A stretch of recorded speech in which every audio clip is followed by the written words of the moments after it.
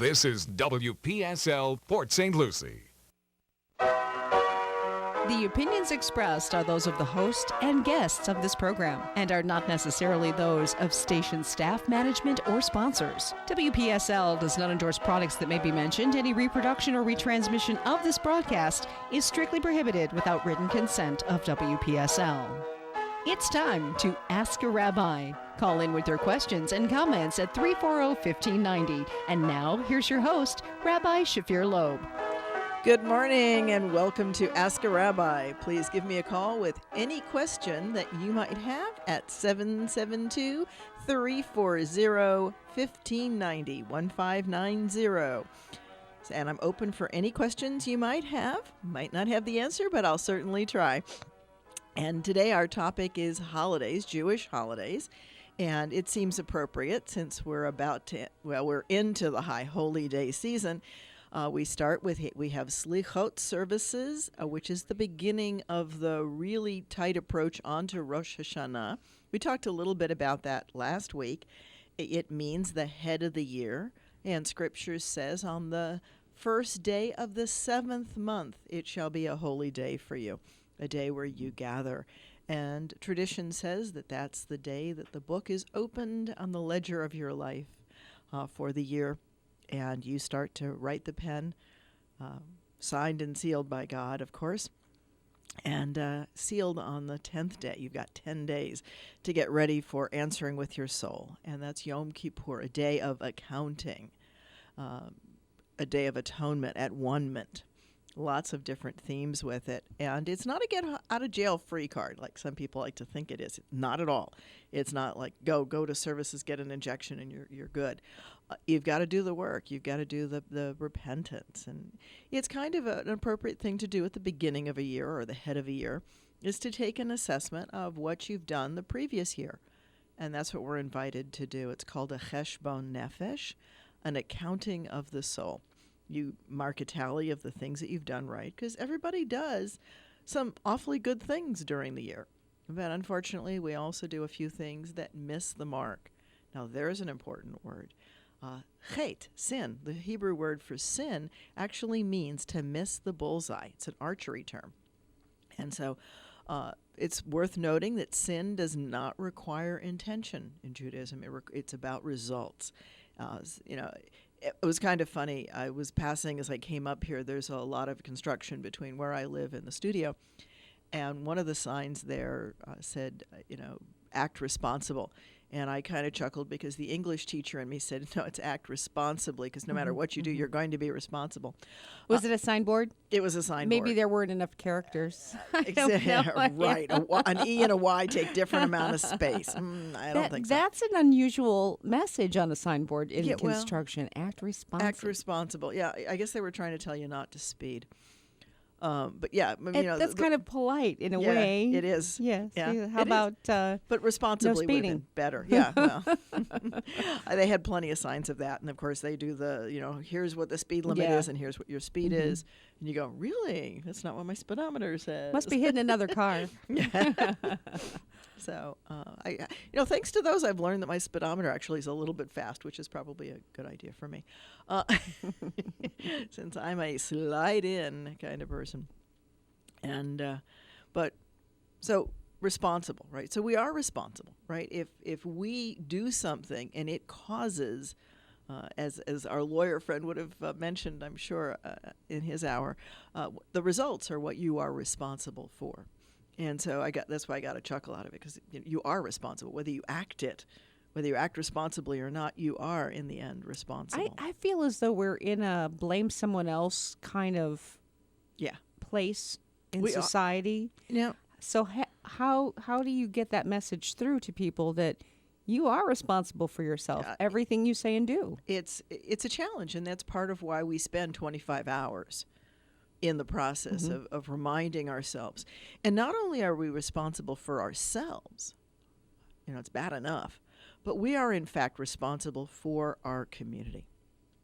And that's the really, so you're not allowed to just turn away and ignore what's going on and pretend that that's being neutral. Because in reality, if there's a conflict, and you say you are neutral, you are really on the side of the aggressor.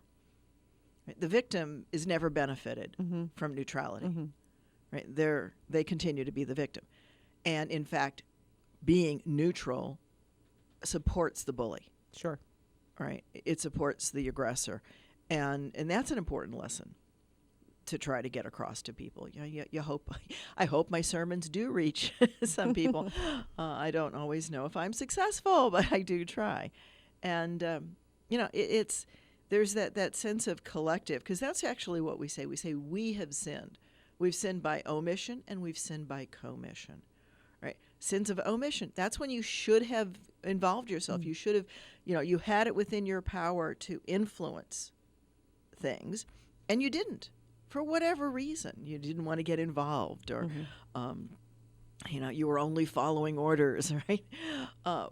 Those are not good excuses when it hits the fan. And, you need to take responsibility and ownership for what's going on. And that's a big part of what Yom Kippur and Rosh Hashanah are about. They're about reminding you of that. And it's worth noting, when I was a student rabbi, we were having this discussion in one of the breaks in the services, and one of the people in the congregation said, "Why do we have to keep repeating the same thing about I've done this sin and I've done that sin? Why does it happen, 7 or 8 times in the course of the service?"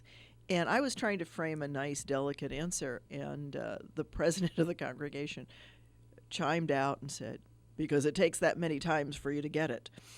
And I was like, so glad that that she said it and I didn't. But that's true. It takes many times of saying for it to penetrate, and I'm not even sure that then it always penetrates. Well, they say that to form a new habit, it takes like 28 days or something like that. You have to do that thing at least 28 times. Yeah, and then hopefully it sticks. And some things a little faster, perhaps, and some things a little harder. Breaking habits also hard, right? We are creatures of habit. We are inertia bound. We tend to do what we tend to do, and to change it takes energy, takes effort.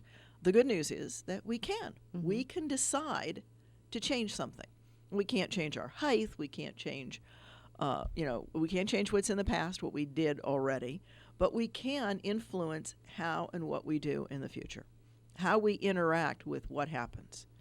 But we need to own what we've done in the past. Right. We need to own it. We need to make restitution where it's appropriate, even when we don't want to, and perhaps mostly when we don't want to.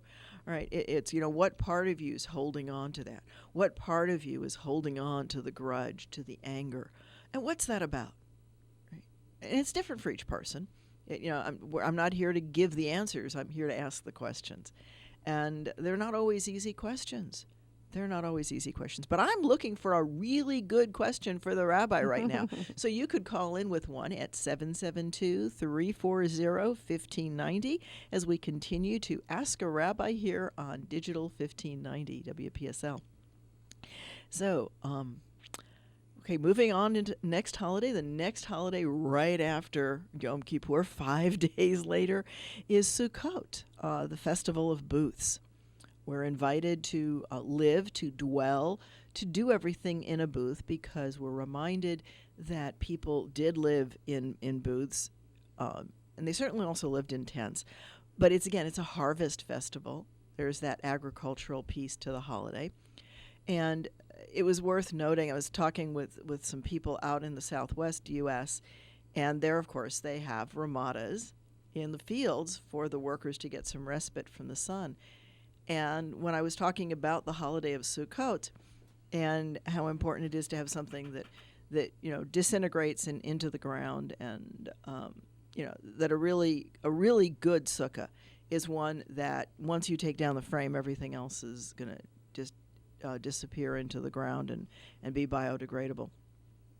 Not necessarily true of some of the synthetic ones we're putting up quickly now.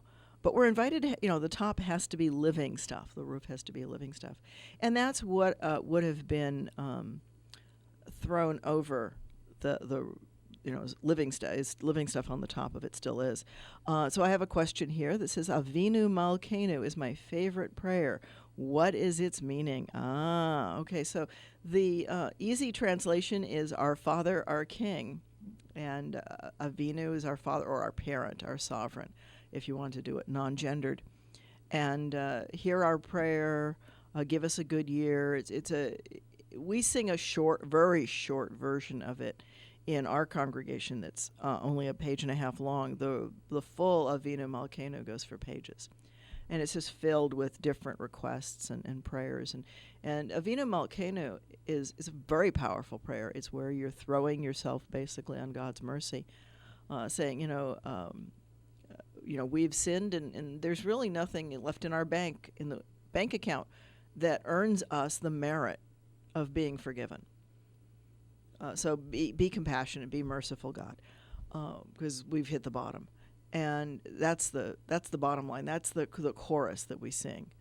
We have nothing left that's of any merit or any value to trade for what we've done wrong. And you hit that point because in reality, if you're giving 20% better than what you damaged, at some point you are going to hit the bottom of the bank account. And so that's the idea of it. And thank you, Sharon. Yes, it does. So some really good points there. There's very, very powerful prayers. And to that end, I'll point out that our prayer book that we use at Congregation Eitz Chaim is completely transliterated so people who don't read Hebrew can follow, and it's completely translated so that if you take the time to read the English, and sometimes we do, you will understand what the prayer's about. So it's there for you. You're certainly welcome, especially in any of the meditation moments. And there are a number of those during the day that you can meander and read through the English side of the prayer. And I'm always open to discussion there as well. So I think it's time for a real quick break about Congregation Eitz Chaim.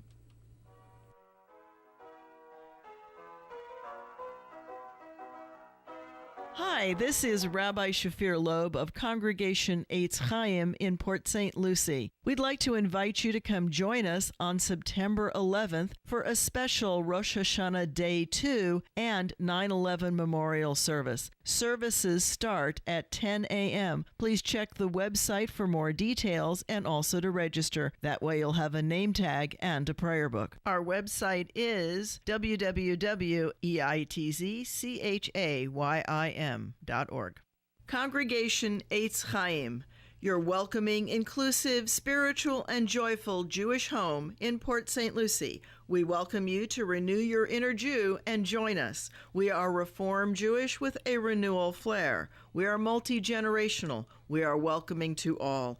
Come join us for a Friday night at 7:30 p.m. for our Kabbalat Shabbat services, or Stolen Moments on Saturday morning, where we discuss the Parsha of the week at 9:30 a.m. Shabbat morning services follow Stolen Moments, usually at around 10:30 a.m. Our address is 540 Northwest University, across from Met Stadium, and we are in Suite 102. Again, that's 540 Northwest University, Suite 102. Please join us for Friday nights at 7:30 p.m. or Shabbat morning starting at 9:30 a.m. for Stolen Moments. Congregation Eitz Chaim. And Ask a Rabbi continues here on WPSL. Back to your host, Rabbi Shafir Loeb. Thank you. And I'm looking for you to call with any questions you might have. 772-340-1590. And so we talked a little bit about Sukkot and it being the festival of booths. It is the fall harvest. Talmud has some interesting descriptions. It says that if you have never been in Jerusalem at Sukkot, you have not been to a party. So it's a huge celebration festival, which a fall harvest would be. It'd be when you'd be bringing everything in, and you can size up whether or not you have enough for the winter. And if it's been a good year, you should have that. And of course, it's the time when the nights are getting a little bit cool. The days are still very warm.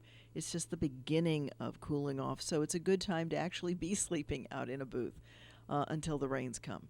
And it's sandwiched right up against the rainy season. Right after it, the rainy season will start in the Judean desert. They have a winter rainy season. We have a summer rainy season here in Florida. So we're at the tail end of our rainy season. And somebody has asked the question of why do we wear white? White is considered a clean color. You're trying to come clean. And it's also what the mystics wore in Tzfat. They would dress in white and go out into the fields to meditate.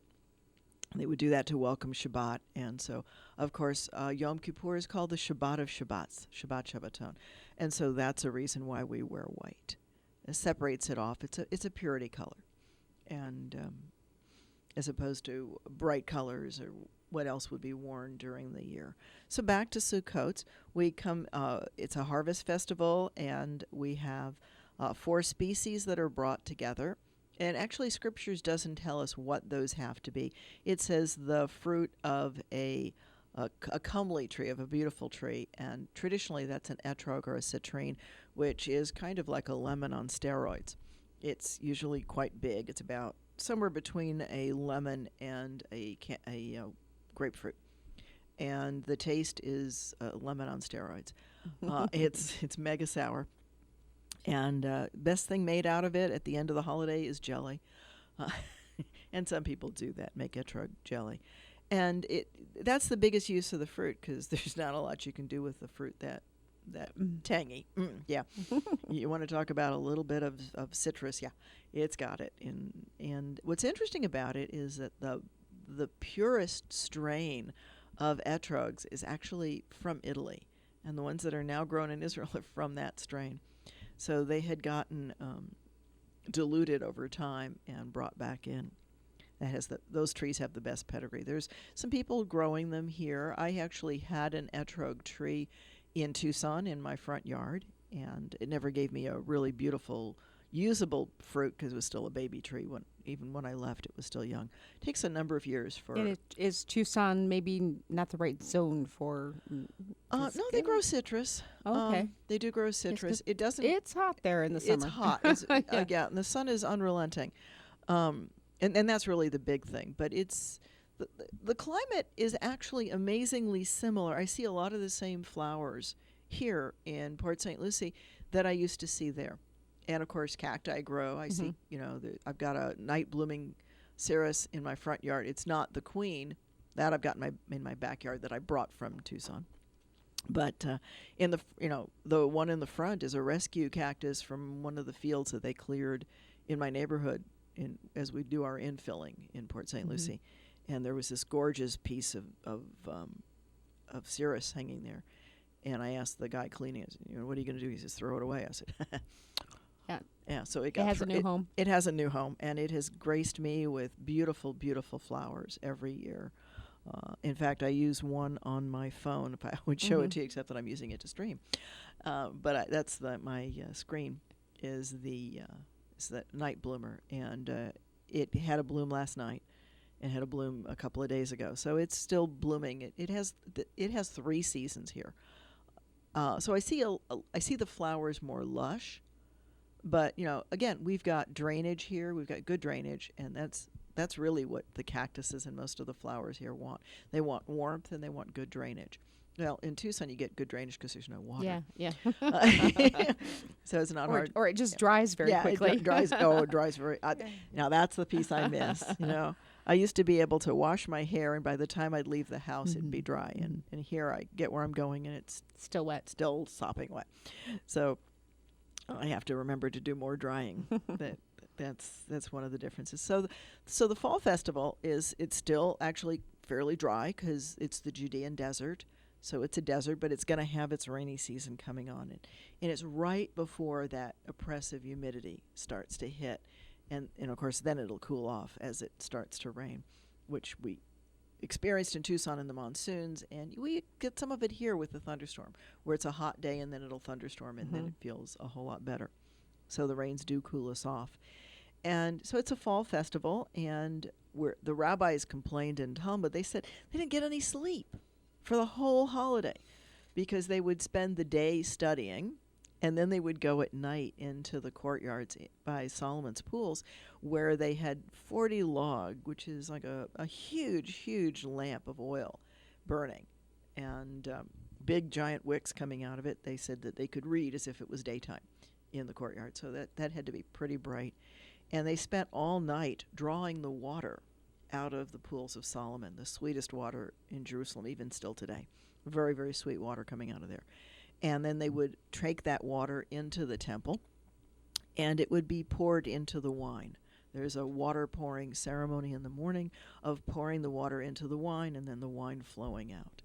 And you get an idea of how important that ritual was, because also in Talmud it talks about one of the high priests spilling a little bit of it on his shoe, and the crowd pelts him with those etrogs. You know, they're all carrying the palm branch and the citrine, and they hit him with it. And that's not a cheap thing to hit somebody with. Even back then, that was considered the upper limit of a small gift, was the value of an etrog. And today they'll run $50 for an etrog, $36 to $50. Wow. Not uncommon. Mm-hmm. Yeah, for one fruit, right? You know, you think cherries are expensive at $5 a pound. Right, the etrog is just astronomically higher. But part of that's the shipping and the packaging and the fact that they can get it because it's only good for 1 week. And there's a joke that says, you know, it's as valuable as an etrog is after the holiday. There's no use for it. So, you know, it's worth a great deal coming into the holiday, not nearly so much going out. And unless you want to harvest the seeds and start your own little plant from it, which you can do. It's kind of fun to put them in the little cups with the water and then plant them. And I was doing some of that also in Tucson. I keep promising I'm going to do it here, but I haven't yet. I need to do that. One of those round tuits. Maybe I'll have it this holiday. But they would collect the water, and then they would pour it. And the pouring would go on for a while. Because in those days, people don't realize it, but you had to put water into the wine. Wine was not drinkable directly out of the cask. It was more like a mead. It was thick. It was it was said that an amazing person could drink wine that was only cut 4 times. So that gives you an idea, right? In those days, they didn't filter out all of the pieces of the grape that we do now, and it was still in there. So you had to mix it up to make it drinkable, and then the sludge would be at the bottom of your cup. And so maybe you have a question for me. Again, this is Ask a Rabbi on WPSL Digital 1590 right here on the Treasure Coast. Please do join us and call me at 772-340-1590. Please do call me with any questions. Continuing on with Sukkot. So they would do this water pouring, and then they sacrificed 70 oxen. That's a huge amount of meat for people who are largely vegetarian. And, you know, they didn't eat, you know, the 3-pound hamburgers that we eat today. They would eat just a little bit of meat. So 70 oxen would go pretty far. And it was supposedly a really crazy time where the smell of barbecue was all through the town. Now, that's fine unless you really are vegan, in which case it smells like dead animals burning. But to those who who are omnivores, it smells like a barbecue. It smells pretty good, probably. And so those 70 oxen are being roasted and eaten. So you're drinking, right? Because that's where the water gets poured into the wine and then into cups that get distributed. And it's always kind of fun to watch people's faces when they realize that, right? That this is, you know, it's an abundance of pouring. It's an outpouring of the cornucopia kind of thing, of wine and good meat and an abundance of vegetables because you've got your harvest. So there's just going to be an abundance of food. The 70 is significant. 70, means that the world is invited to the party.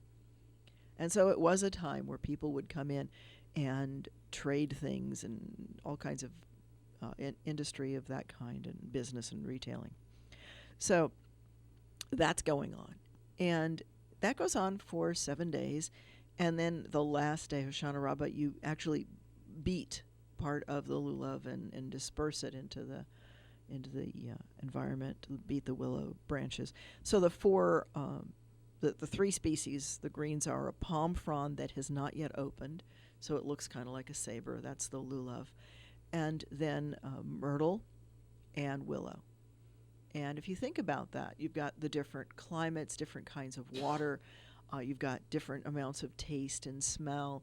So that it's the combining of 4 very different species. And that's part of the symbolism, is to bring the divergent parts together. And some people talk about the lulav and etrog as having parts of your body. So the lulav itself is your spine, and the willow is your mouth, and the myrtle is your eyes. And the etrog is about the kind of an enlarged heart, but shaped something like our heart would be. And so all of your body coming together as well. Lots of symbology in that holiday. And it is about getting ready for the winter. And what was really about that is Shmini Atzeret, which is the 8th day, which is a day of convocation, a day of meditation and perhaps sobering up. It's the day of the hangover, I think. And part of that it's called a day of holy convocation, and only 1 ox is sacrificed instead of 70. So this is kind of your last little day to sit and be with God. And then you head home for the winter, because you have to get home before the rainy season comes in. Travel is very, very treacherous in that part of the world, especially without cars. You don't want your animal falling and breaking a leg, or doing any of those things, or you falling and breaking a leg. And so there aren't any holidays after that until you hit Hanukkah. And Hanukkah is really a late holiday.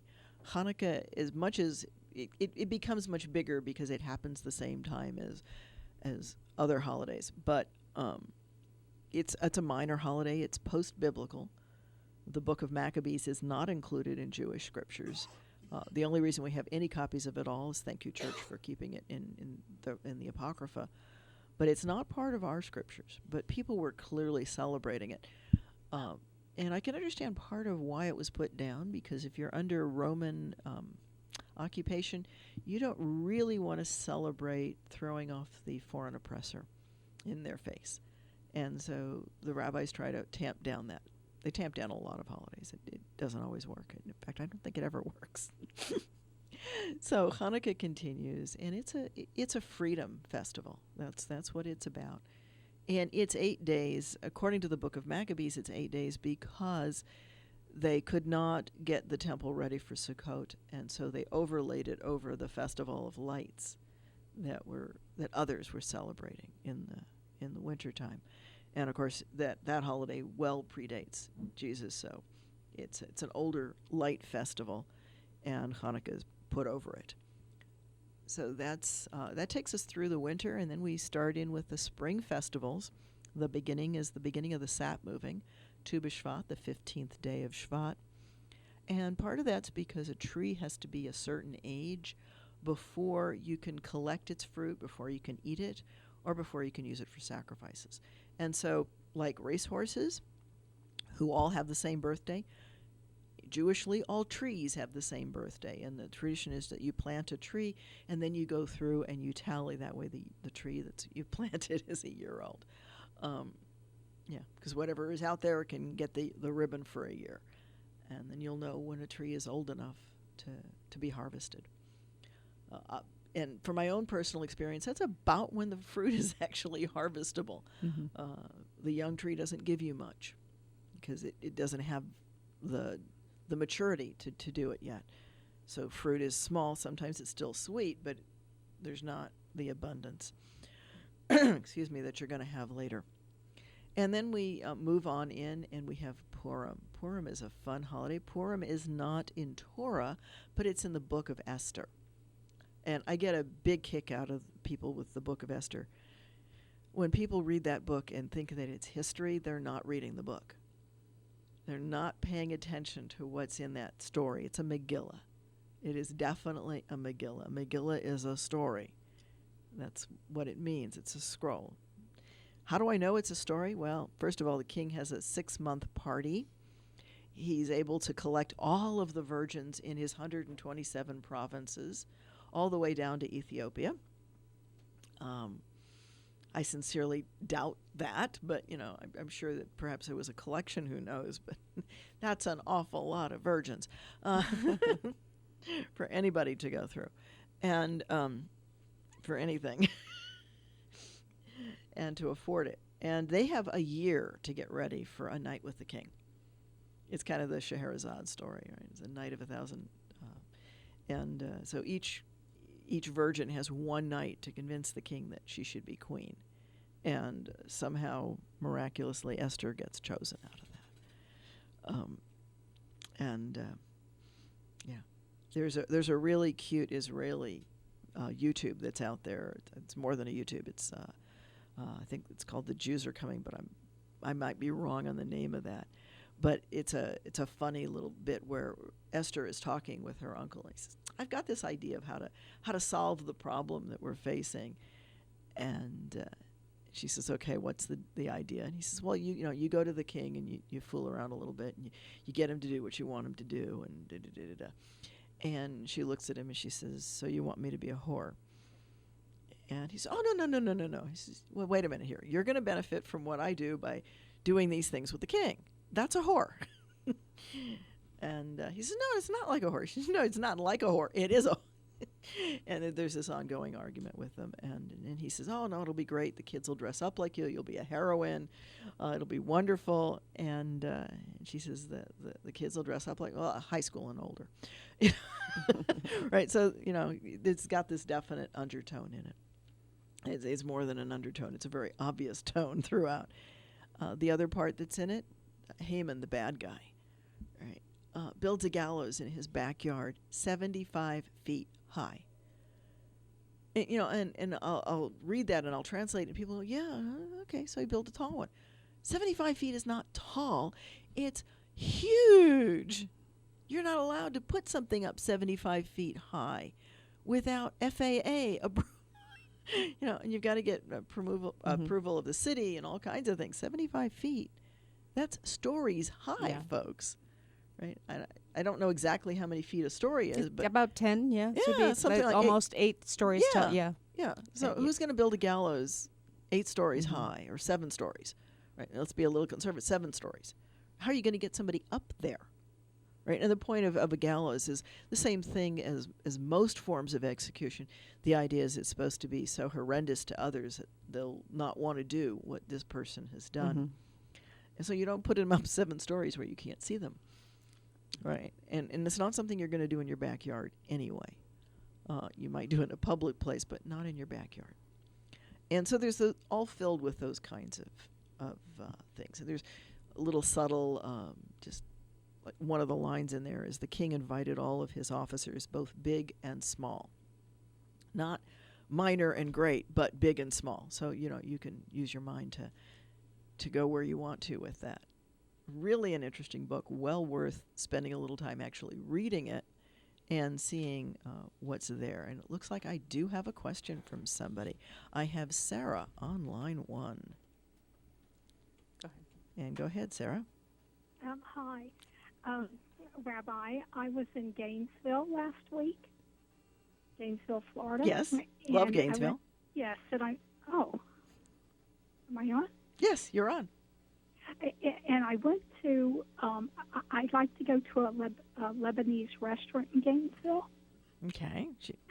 And they have a little grocery area where you can buy products and stuff, food. Okay. And I did pick up some cans of pickles. And I'm not sure, I guess it's maybe in Hebrew, but it's at the top, it's spelled in red, P-R-I, and then beside that word there's a red pepper.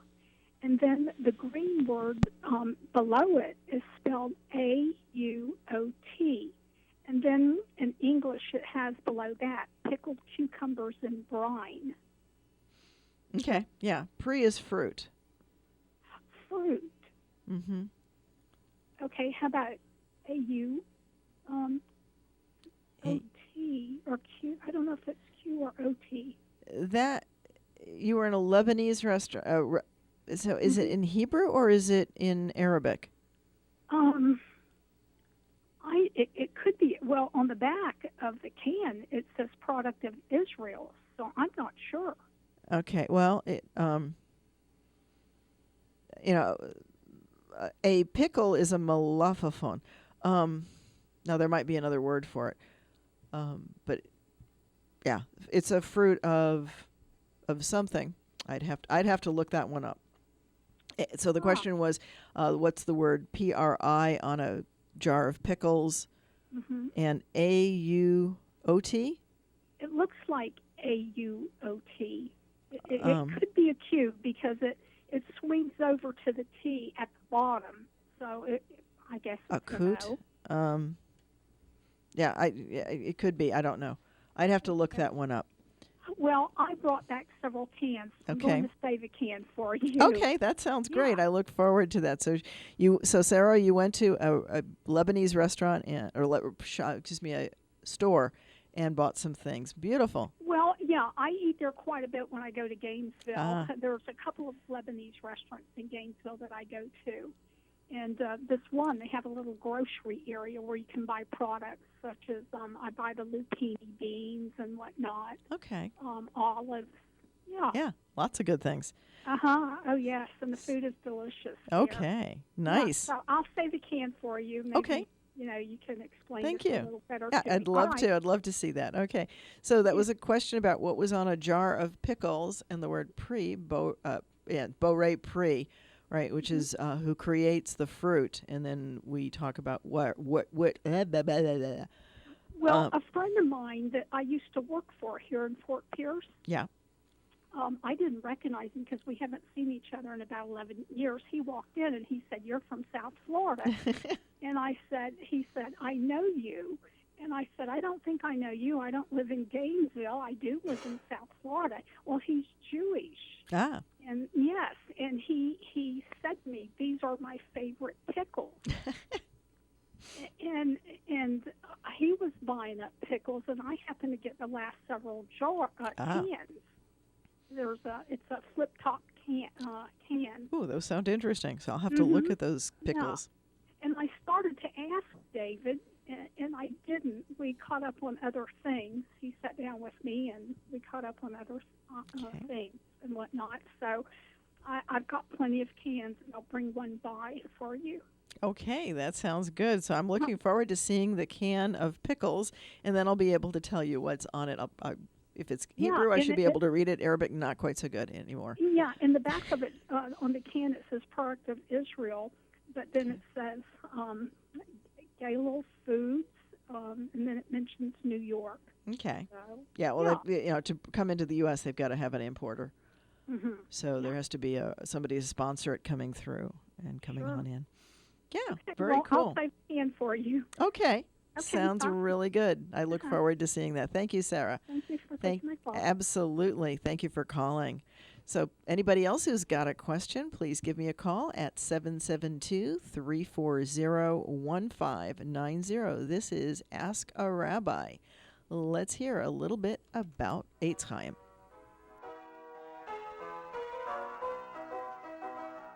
Are you looking for a place this year for Yom Kippur? Perhaps you are looking to pray, to reflect, to meditate, to ask for forgiveness. Whatever it is that you seek for Yom Kippur, please join us at Congregation Eitz Chaim. This is Rabbi Shafir Loeb, and I invite you to join us, starting with Kol Nidre at 7 p.m. on September 18th, and we will continue the next morning for the services starting at 10 a.m. Our website is eitzchaim.org.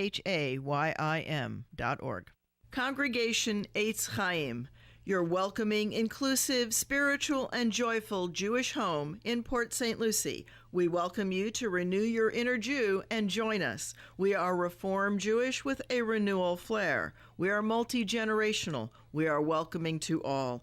Come join us for a Friday night at 7:30 p.m. for our Kabbalat Shabbat services, or Stolen Moments on Saturday morning, where we discuss the Parsha of the week at 9:30 a.m. Shabbat morning services follow Stolen Moments, usually at around 10:30 a.m.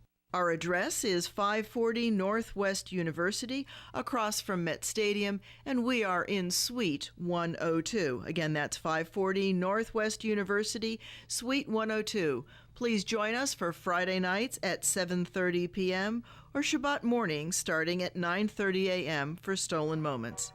Congregation Eitz Chaim. Now back to Ask a Rabbi here on WPSL. Back to your host, Rabbi Shafir Loeb.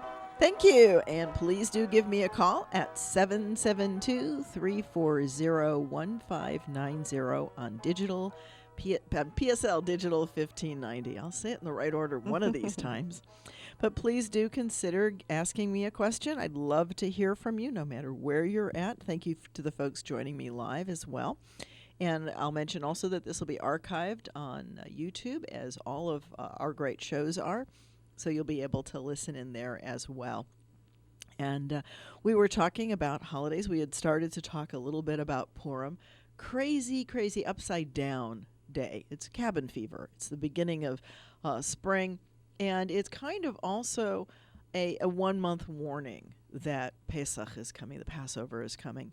And I always joke because I think, I go through my pantry and I use up a lot of things in the baking for Purim.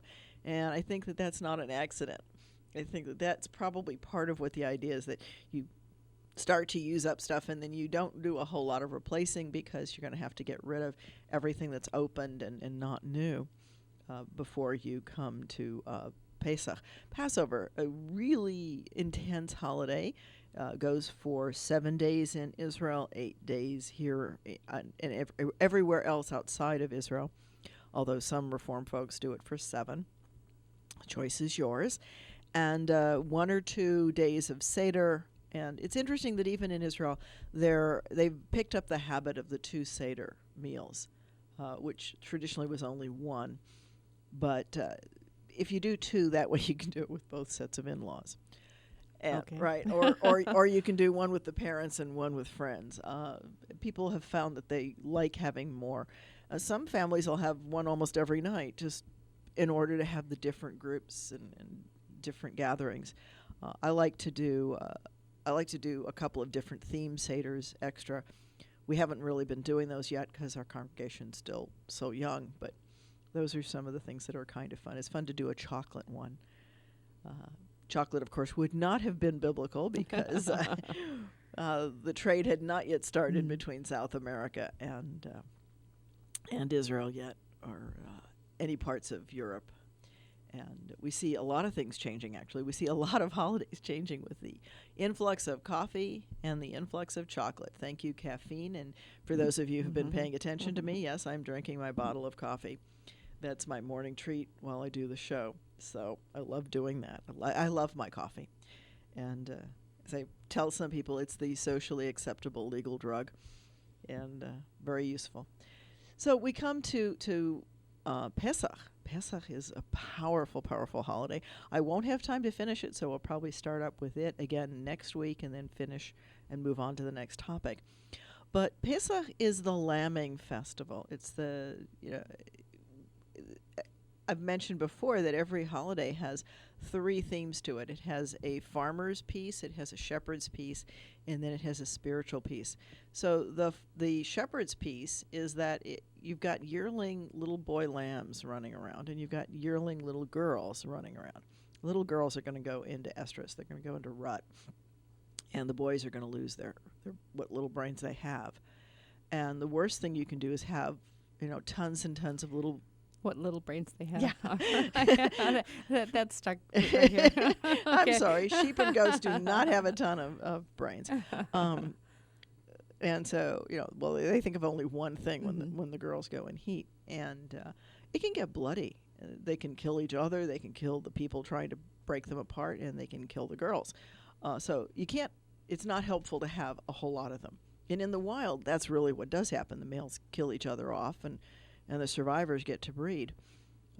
It's a rough system. But if you've got a herd, you don't really want that. You want a whole bunch of very happy little girls, and at the right time, you want to get the right number of them to have babies.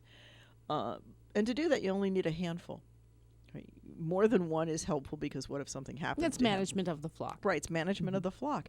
And so when they come to spring, right before the girls are going to go into season, they're going to kill off the yearling males that are not part of the program. There's only so many you can sell, etc. So there's going to be this festival. That's the bottom behind a lot of festivals is this abundance. So you've got this abundance of lamb meat. And that's the Pesach. It's the yearling male, right? And they were taken to the temple because that's where you did a lot of slaughtering. And so that's the shepherd piece. The farmer's piece is that you have to have new wheat. It's the harvest of the winter wheat. And so you want to get the old stores of grain out of the silos and clean them up and make everything fresh and pure. And one of the things that we've discovered, and a lot of the grain then was stored in the ground. And we've learned more recently, thank you to science, that grain that is stored in dark places and gets wet can grow one of the most toxic poisons on the planet.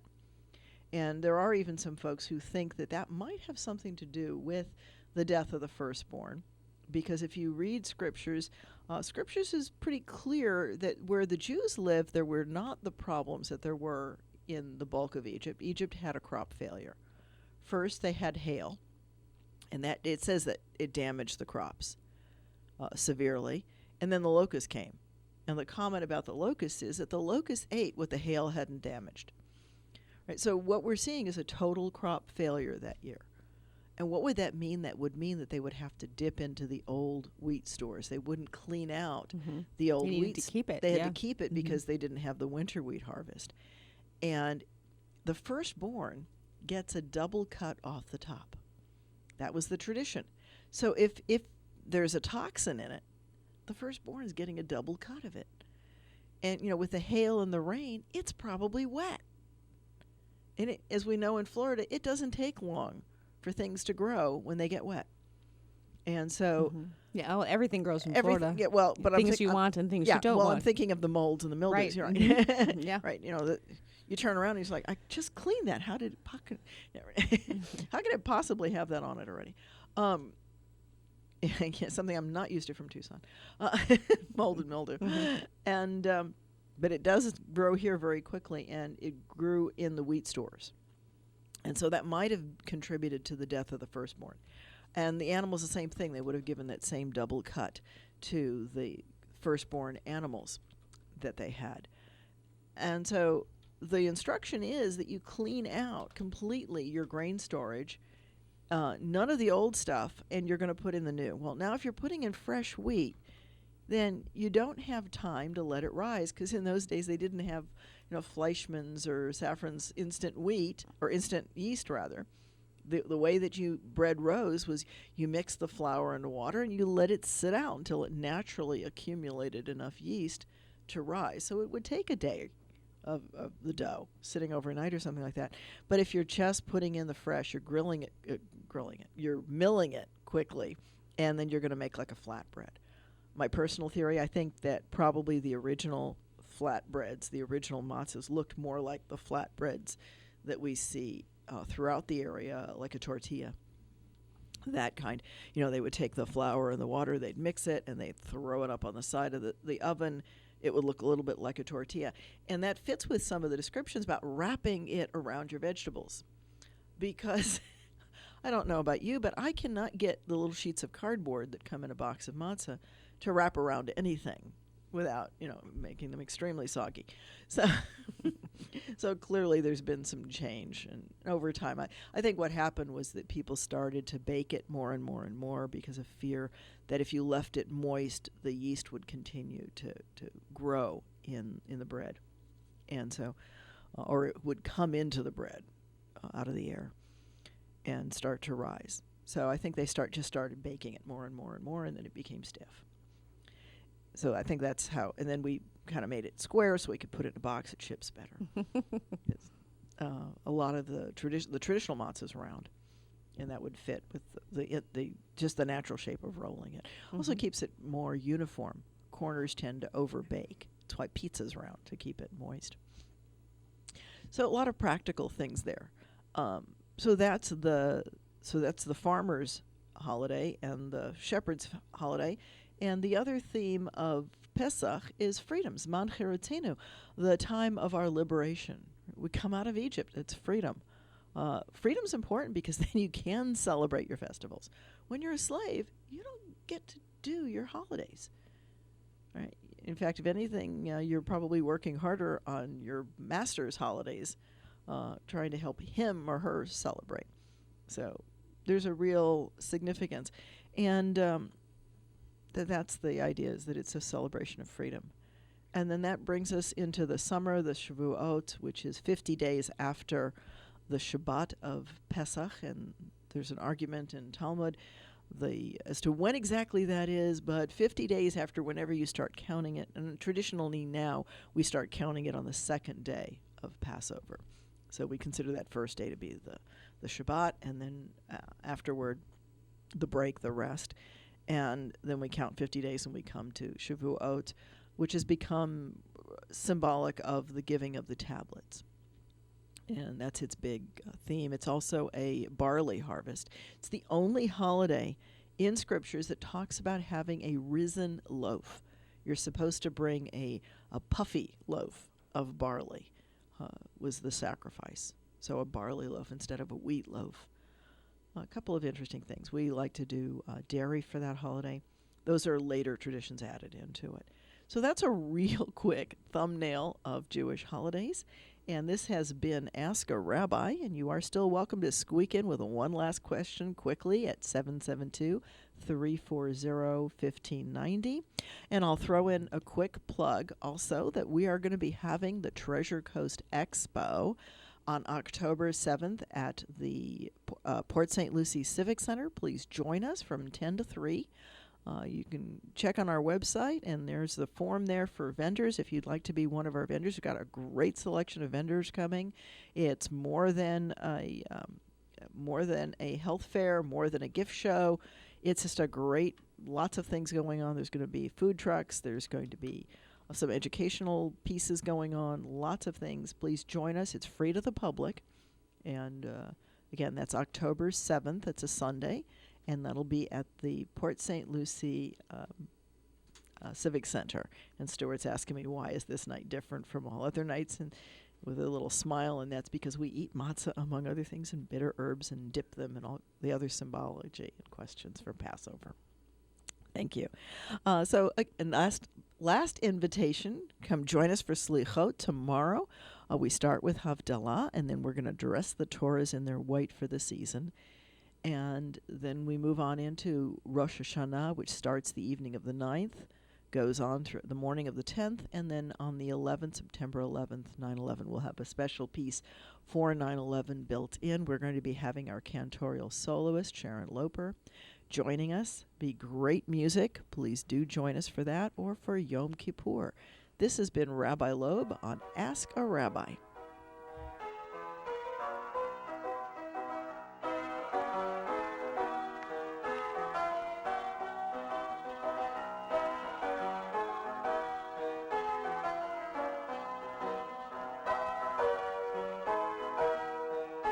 Shoshana is coming. It will be here September 9th. This is Rabbi Shafir Loeb of Congregation Eitz Chaim.